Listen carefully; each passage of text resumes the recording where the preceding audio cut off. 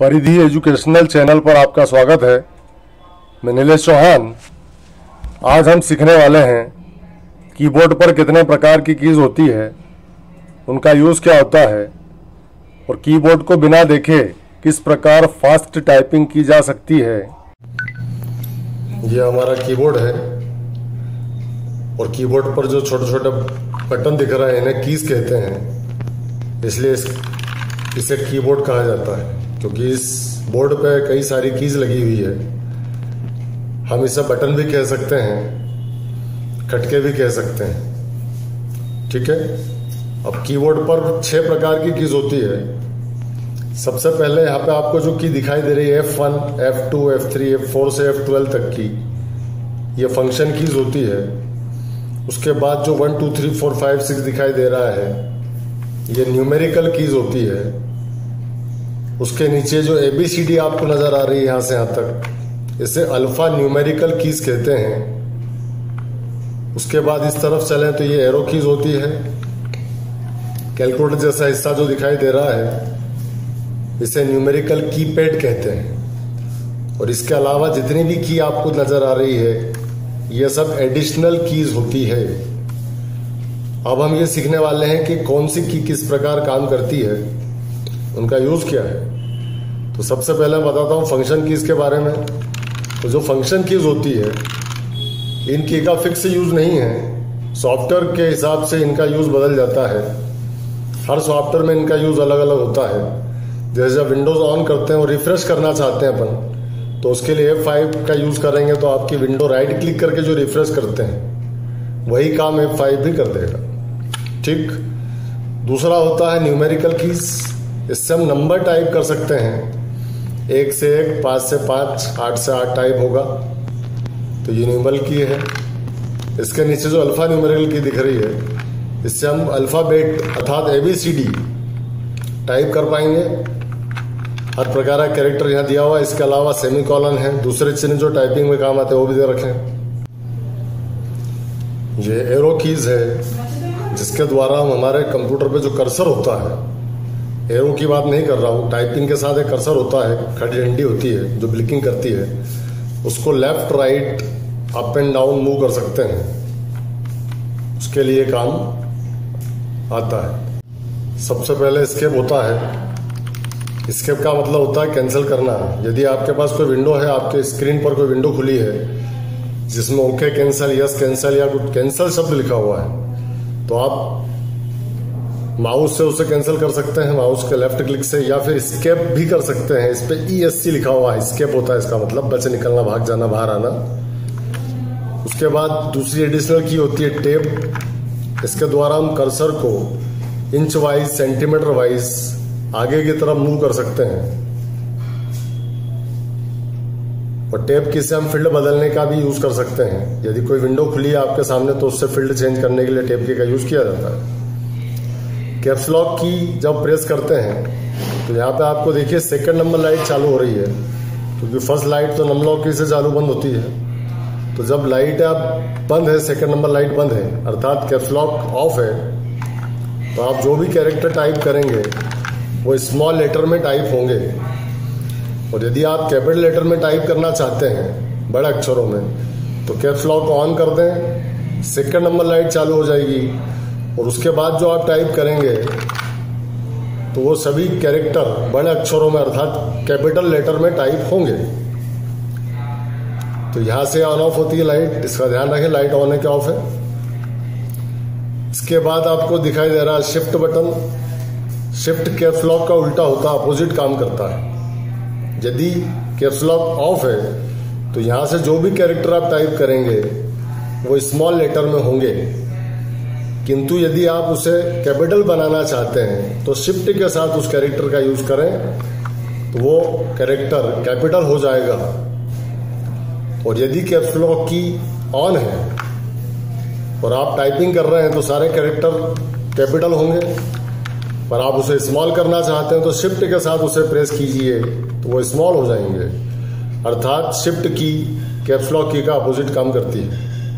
इसके अलावा शिफ्ट की पे एक चिन्ह दिख रहा हो आपको एरो का, जो ऊपर की तरफ जा रहा है, इसका मतलब ये है कि जिस की पर दो सिंबल हैं, जैसे यहाँ पे आप देखो 1 2 3 4 के अलावा एक्सक्लेमेटरी साइन है, @ का साइन है, हैश का साइन है, डॉलर का साइन है, जिन जिन की पर दो दो चिन्ह हैं, यहाँ पे भी आपको दिखाई दे रहे हैं, तो उसमें से जो ऊपर वाला चिन्ह होता है वो शिफ्ट के साथ ही यूज किया जा सकता है। और जिस की पर 3 चिन्ह है, जैसे यहाँ पे आप देखिए 4 है, डॉलर का साइन और रुपीज का साइन भी है, तो तीसरा साइन चलाने के लिए यहाँ पे GR की दे रखी है, GR अल्टर के साथ है GR, इसके साथ आपको इसको प्रेस करना होगा। इसको आप विंडो 8 और विंडो 10 में यूज कर पाएंगे, उसके पहले वाले वर्जन में ये काम नहीं करता है विंडोज के। इसके बाद आपको कंट्रोल दिख रहा होगा, कंट्रोल की, ये एक शॉर्टकट है, प्रत्येक सॉफ्टवेयर में इसका यूज है, और ये शॉर्टकट टू सॉफ्टवेयर में ही आपको मिल जाएगा कि कंट्रोल X से कट होता है, कंट्रोल C से कॉपी होती है, कंट्रोल V से पेस्ट होता है, ये सभी हर सॉफ्टवेयर में आपको लिखा हुआ मिल ही जाएगा, उसी के अंदर ही मिल जाएगा। उसके बाद ये दिख रही है आपको, इसे कहते हैं विंडो की। तो विंडो की से स्टार्ट जो बटन होता है उसकी लिस्ट ओपन हो जाती है, और यहीं से लिस्ट, और लिस्ट में यदि आप इधर उधर जाना चाहते हो तो एरो की सहायता से आप इधर उधर जा सकते हो कि इधर जाना है। किसी मेनू के सब मेनू में जाना है तो आप राइट एरो की का प्रयोग कीजिए, ऊपर नीचे जाना तो इसका यूज कीजिए, वापस आना है तो लेफ्ट एरो की का यूज कीजिए। तो इस प्रकार यहां से आप स्टार्ट बटन को ओपन या क्लोज कर सकते हैं। अल्टर एक ऐसी की होती है जो पूरे कंप्यूटर को ऑपरेट करने के लिए काम आती है। आप किसी भी सॉफ्टवेयर वर्क कर रहे हैं और आपका माउस काम नहीं कर रहा है तो अल्टर की से आप पूरे सॉफ्टवेयर को ऑपरेट कर सकते हैं। इस की का सॉफ्टवेयर में किस प्रकार यूज किया जाता है वो हम सॉफ्टवेयर सीखते समय ही सीख पाएंगे। इसके बाद ये स्पेस आपको दिख रहा है, longest key on the keyboard, सबसे बड़ी की होती है ये। किसी भी शब्द को लिखने के बाद उसके बाद स्पेस देना जरूरी है ताकि वो शब्द दूसरों से अलग हो जाए, तो यहां से स्पेस देना पड़ता है। ठीक है, इसके बाद यहाँ पे अल्टर दिख रहा है जो इधर भी है, पर दोनों में अंतर है कि इसमें अल्टर है, इसमें अल्टर के साथ GR भी है। विंडो की हम यहाँ भी सीख चुके हैं, यहाँ भी सेम वही की है। इसके बाद जो की दिखाई दे रही है होता है माउस का राइट क्लिक। लेफ्ट क्लिक का सारा काम तो अल्टर कर ही देगा, पर राइट क्लिक यदि आप करना चाहते हो, माउस नहीं है आपके पास, तो इस की का प्रयोग करें तो वो लिस्ट जो आती है राइट क्लिक करने से वो लिस्ट आपको दिखाई देगी स्क्रीन पर। कंट्रोल की हम पहले भी सीख चुके हैं, जो इधर देखी थी हमने। शिफ्ट की हम पहले भी सीख चुके हैं, इधर थी। एंटर का मतलब प्रवेश करना होता है किसी भी फाइल में, फोल्डर में, सॉफ्टवेयर में, ड्राइव में। यदि आप प्रवेश करना चाहते हैं तो उसे सिलेक्ट कीजिए और इंटर की को प्रेस कर दीजिए तो आपको उसमें प्रवेश मिल जाएगा। या अगली लाइन पे, अगले पैराग्राफ पे भी आप जाना चाहते हैं तो इंटर का ही प्रयोग किया जाता है। ये बैक स्पेस की है। यदि आपने गलती से कुछ गलत लिख दिया है तो उसे मिटाने के लिए इसका यूज करेंगे, या फिर आपने टेप चला दिए हैं और काफी आगे निकल गए हैं तो बैक स्पेस से पीछे जा सकते हैं। ठीक है, ये प्रिंट स्क्रीन की है जिससे हमारी स्क्रीन पर जो भी दिखाई दे रहा है उसे कैप्चर कर सकते हैं। जैसे आप इसे प्रेस करोगे मॉनिटर स्क्रीन पर जो भी होगा वो सब कैप्चर हो जाएगा। किसी भी ग्राफिक सपोर्टेड सॉफ्टवेयर में आप उसे पेस्ट कर सकते हैं। उसके लिए आपको कंट्रोल V का यूज करना होगा। तो जो कैप्चर हुआ है वो इमेज, जैसे आप पेंट ब्रश खोल के भी ये करते हो तो ये हो सकता है, हो जाएगा। उसके बाद स्क्रॉल लॉक दिख रहा है आपको। स्क्रॉल लॉक जैसे प्रेस करते हैं 3rd नंबर लाइट चालू होती है। 3rd नंबर लाइट के लिए जिम्मेदार है। तो ये जब ऑफ होता है तो एरो की सहायता से हम जितने एरिया में हम वर्क कर चुके हैं, टाइपिंग का वर्क कर चुके हैं, उतने एरिया में कर्सर को ले जाया जा सकता है। वो इससे हो जाता है, मतलब इससे कर्सर को खसकाया जा सकता है left and right, up and down. किंतु यदि आप फाइल को मूव करना चाहते हैं तो स्क्रॉल लॉक को ऑन कर दें, 3rd नंबर लाइट ऑन हो जाएगी। उसके बाद एरो की से आप जब इसको चलाएंगे एरो की को, तो आपकी पूरी फाइल मूव होगी, कर्सर जहां था वहीं रहेगा। पूरी फाइल मूव करने के लिए स्क्रॉल लॉक का यूज किया जाता है। उसके बाद पोस्ट ब्रेक बटन दिख रहा है आपको। यदि कंप्यूटर पे किसी प्रकार की कोई प्रोसेस हो रही है और आप उसे रोकना चाहते हैं कुछ समय तक, तो पॉज कर दीजिए, तो वो प्रोसेस रुक जाएगी। यदि रुकी हुई प्रोसेस को फिर से ऑन करना है तो आप एस्केप कर दीजिए, क्योंकि एस्केप का मतलब कैंसिल होता है, तो प्रोसेस फिर से चालू हो जाएगी। अगली की इंसर्ट है और डिलीट है। इंसर्ट का मतलब होता है ओवरराइट करना। यदि आप चाहते हैं कंप्यूटर के किसी सॉफ्टवेयर पे कुछ टाइप किया है आपने और हम उसी के ऊपर टाइप करना चाहते हैं, क्योंकि पहले हम उसको मिटाएंगे और फिर दोबारा टाइप करेंगे तो समय ज़्यादा लगेगा। हम चाहते हैं वो खुद ब खुद मिटा दे कंप्यूटर उस चीज़ को और उसके ऊपर दूसरा टाइप हो जाए, तो आप इंसर्ट की को प्रेस कर दें तो ये पुराने कामों को ओवरराइट करके नया काम उसके ऊपर टाइपिंग कर देगा। इसके नीचे डिलीट की दिख रही है आपको। डिलीट का मतलब किसी भी फाइल को, फोल्डर को, सॉफ्टवेयर को जो आपने सिलेक्ट किया हुआ है उसे आप डिलीट कर सकते हैं। डाटा सिलेक्ट किया तो डाटा को डिलीट कर सकते हैं। अगली की होती है होम और एंड। होम का मतलब होता है स्टार्ट।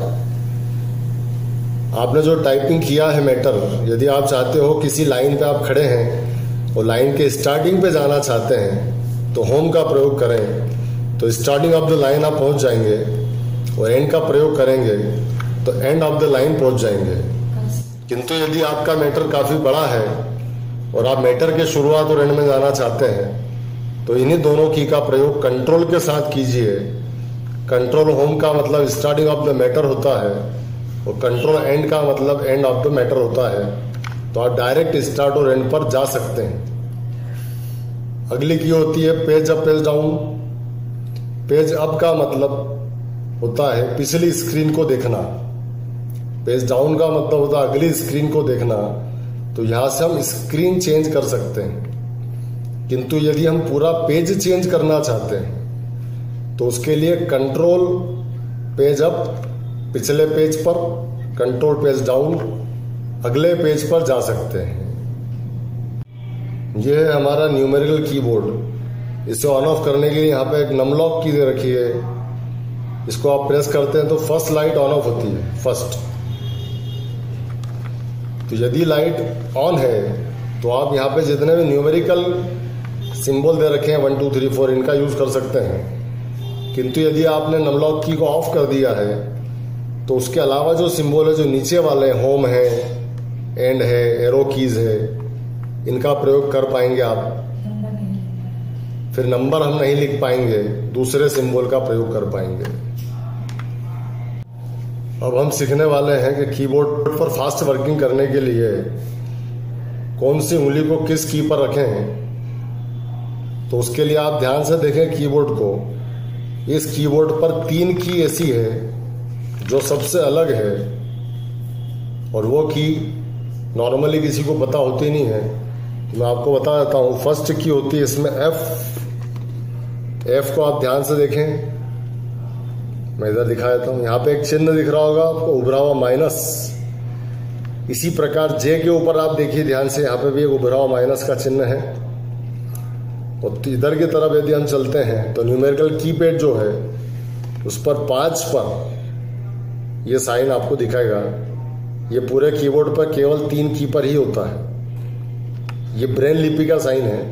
जब आप इसके ऊपर हाथ फेरेंगे तो ये आपके हाथ में चुभता है, उंगली में चुभता है, तो हमको पता चल जाता है हम कहाँ पर खड़े हैं। यदि आप ये वाला हिस्सा सीखना चाहते हैं पहले, तो इससे वो सीखने के लिए हाथ हम सेट करेंगे। जो हमारा ये मिडिल फिंगर है इसको रखना हमको 5 पे। तो 5 जैसे ही पता चलेगा उसी प्रकार 4 और 6 उसके आसपास की उंगलियों को पता चल जाएगा। इसके ऊपर 8 है, नीचे 2 है, इसके ऊपर 7 है, नीचे 1 है, इसके ऊपर 9 है और नीचे 3 है। ये आपको ये की आपको बता देगी कि कौन सी 5 के ऊपर क्या है, नीचे क्या है, आगे क्या है, पीछे क्या है। बस आपको जैसे ही 5 मिलेगा आप सभी की को समझ जाएंगे कि 9 किधर है और 1 किधर है।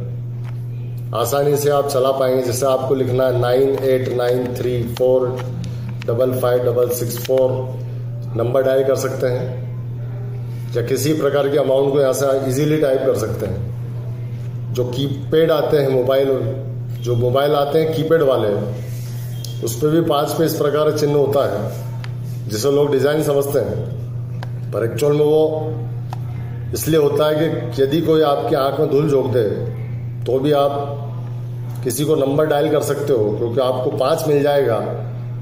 तो आप बाकी यदि आपको याद है किस तरफ कौन सी की है तो उसके हिसाब से आप कुछ भी टाइप कर सकते हो। तो इस तरफ का हिस्सा छोटा है, जल्दी आप सीख सकते हो। 5 पे आपको हाथ रखना है, बाकी की याद रखना है कि ऊपर क्या है, नीचे क्या है, दाएं क्या है, बाएं क्या है, और इन उंगलियों के ऊपर नीचे क्या क्या चीज़ें हैं। ये सभी चीज़ें आपके दिमाग में होना चाहिए, तभी आप इस हिस्से को बिना देखे यूज़ कर पाएंगे। अब इधर का हिस्सा छोटा है, किंतु इधर जो हिस्सा दिख रहा है ये काफ़ी बड़ा है। इसको यूज़ करने के लिए हमें दोनों हाथों की आवश्यकता होगी। अब टाइपिंग सीखना चाहते हैं अपन, तो सबसे पहले हम एक सॉफ्टवेयर ओपन कर लेते हैं, नोटपैड, जो आपको स्क्रीन पे दिखाई दे रहा है। यदि ना हो तो मैंने सॉफ्टवेयर खोलना पहले भी सिखा दिया है आपको अंदर से। तो इस पर डबल क्लिक करें, नोटपैड खुल जाएगा। अभी छोटा दिखाई दे रहा है तो आप इसको मैक्सिमाइज कर लें यहाँ से। उसके बाद हम उंगलियों को इस प्रकार रखेंगे, हम बिना देखे लिख सकें। तो सबसे पहले इंडेक्स फिंगर जो है आपकी, तो वो रखेंगे हम F पर, तो बाकी उंगलियां D पर, S पर, A पर सेट हो जाएगी, इसीलिए चिन्ह दिया हुआ है। इधर वाले चिन्ह पे ये उंगली रखें इंडेक्स फिंगर, तो K पे, L पे और सेमी कॉलन पर सेट हो जाएगी। जिस रो पर हम उंगलियां रख रहे हैं फिलहाल, इसे होम रो कहते हैं। तो होम रो पर F पर और J पर ये उंगली रखना है इंडेक्स फिंगर, बाकी उंगलियां अपने आप सेट हो जाएगी आपकी। और अब आपको याद रखना है किस उंगली के नीचे कौन सा कैरेक्टर आ रहा है। जैसे इस उंगली को हम प्रेस करते हैं तो उसके नीचे A आ रहा है, दूसरी उंगली की बात करें तो इसके नीचे S आ रहा है, थर्ड के नीचे D आ रहा है और फोर्थ उंगली नीचे F आ रहा है। तो ये आपको इंडिविजुअली याद करना है, ऐसे पूरा गाना याद नहीं करना है SDF का, ठीक है। इसी प्रकार हम J इंडेक्स फिंगर से, K उसकी दूसरी उंगली से, L और सेमी कॉलन सब अलग अलग उंगलियों से प्रेस करना सीखेंगे। और याद करें कि इस उंगली नीचे कौन सा बटन है। ये पूरी चीज हमारे दिमाग में होना चाहिए, समस्त चीजें। और इसके अलावा इसके पास ये दो बटन जो हैं, जैसे कीज कहते हैं अपन, और इस तरफ एक बटन और भी ये छूट गए हैं, तो इनको कैसे याद करना है। तो F के पास G आता है तो हम F के पास G याद कर लेंगे। इस प्रकार J के पास H आता है तो इसको याद कर लेंगे। इस छोटी उंगली के पास इन्वर्टेड कामे का चिन्ह आ रहा है, कॉमा का, तो इसको यूज करेंगे। इस प्रकार आपकी पूरी होम रो ये आपको याद हो जाएगी। फिर हम ऊपर वाली रो कैसे याद करेंगे, हम वो सीख रहे हैं। तो उंगली वहीं रहने दें, और उसके बाद A के ऊपर Q आता है, ये आपको याद करना है। S के ऊपर W आता है, D के ऊपर E आ रहा है, F के ऊपर R आ रहा है, ये सब आपको याद होना चाहिए। और इसके साथ T भी इसके साथ ही हमको प्रेस करना है, क्योंकि ये दोनों F के बिल्कुल करीब है, पास है, ठीक। इसके अलावा इधर की बात करें तो J के ऊपर U आ रहा है, K के ऊपर I आ रहा है, L के ऊपर O और सेमी कॉलन के ऊपर है P। ये आपको याद होना चाहिए ऊपर का। तो आपको ऊपर जो रो है, अपर रो भी याद हो जाएगी। अब हम नीचे की रो को याद करेंगे, जिसे लोअर रो कहते हैं। तो A के नीचे Z आ रहा है, S के नीचे X आ रहा है, ये हमको याद होना चाहिए दिमाग में। D के नीचे C और F के नीचे भी आ रहा है। इसी प्रकार J के नीचे यहाँ पे ध्यान से देखें N और M आ रहा है। ये दोनों इसी के साथ याद करना पड़ेंगे आपको। इसके अलावा K के नीचे कॉमा है, L के नीचे डॉट है, फुल स्टॉप कहते हैं जिसे, और सेमी कॉलन के नीचे है बटे का चिन्ह, जिसको स्लैश कहते हैं, ठीक। ये आपको याद करना है इतना। अब बचता है Y और B। तो Y इस तरफ से पास पड़ रहा है तो हम J के साथ इसका यूज करेंगे, और B इस तरफ से पास पड़ रहा है तो F के साथ हम इसका यूज करेंगे। तो इस प्रकार हमको पूरे कीबोर्ड की समस्त की कौन सी उंगली के ऊपर है, नीचे है या उसके बिल्कुल ठीक नीचे, ये हमको याद रखना है, तभी हम कीबोर्ड चला पाएंगे। और यदि हम कीबोर्ड प्रॉपर तरीके से नहीं चला पाते हैं तो कंप्यूटर के क्षेत्र में तरक्की करना बहुत ज़्यादा मुश्किल है, क्योंकि फास्ट वर्किंग के लिए हमको कीबोर्ड को फास्ट चलाना आना जरूरी है। केवल हम कंप्यूटर सीख लेते हैं, उस पर कोर्स कर लेते हैं, बड़े बड़े कोर्स कर लेते हैं लोग, उसके बाद कीबोर्ड चलाते नहीं आता है, तो कहीं भी जाते हैं तो काम प्रॉपर नहीं कर पाते हैं, स्पीड स्लो होती है, समय पर काम नहीं हो पाता है और उन्हें बाद में नौकरी छोड़ना पड़ सकती है। पूरा कीबोर्ड याद होने के बाद अब आपको एक सॉफ्टवेयर है टाइपिंग मास्टर प्रो, इसका यूज़ करना है, जिससे हम अपनी टाइपिंग स्पीड और हमें कितना याद हुआ है ये सब पता चल जाएगा। तो इस पर डबल क्लिक करते हैं, यहाँ पे सामने पड़ा है, तो डबल क्लिक कीजिए, अपना नाम लिख लीजिए यहाँ पर और इंटर पे क्लिक कीजिए। सॉफ्टवेयर ओपन हो चुका है। यहाँ पे टाइपिंग टेस्ट नाम का जो ऑप्शन है इस पर क्लिक कीजिए, पहला ही लेसन लीजिए। ड्यूरेशन 2 मिनट ही रहेगी इसमें, क्योंकि ये ट्रायल वर्जन है, आप इसकी ड्यूरेशन चेंज नहीं कर सकते। यहाँ से स्टार्ट टेस्ट कीजिए, तो उसके बाद जिस प्रकार मैंने हाथ जमाना आपको सिखा दे उस प्रकार हाथ जमा के ये सारे शब्द आपको लिखना है। शुरू में आपकी स्पीड स्लो रहेगी और धीरे धीरे आपकी स्पीड बढ़ जाएगी। यदि कैरेक्टर बड़ा आता है शिफ्ट के साथ इसका यूज़ करें, ये एज बड़ा है तो शिफ्ट के साथ दबाएं। टाइम समाप्त होने के बाद आपके सामने रिजल्ट आ जाएगा, जिसमें आपको आपकी स्पीड, नेट स्पीड दिखाई देगी, जो फ़िलहाल दिख रही है 31 वर्ड पर मिनट और एक्यूरेसी 100% है, अर्थात कोई गलती नहीं की गई है। तो धीरे धीरे आपकी स्पीड बढ़ती जाएगी। यहाँ पर रिजल्ट देखते रहें और अपनी स्पीड बढ़ाते रहें। अगर आपको ये वीडियो अच्छा लगा हो तो इस वीडियो को लाइक करें, शेयर करें और यदि आप हमारे चैनल से जुड़े रहना चाहते हैं तो चैनल को सब्सक्राइब करें और बेल आइकन पर क्लिक करें।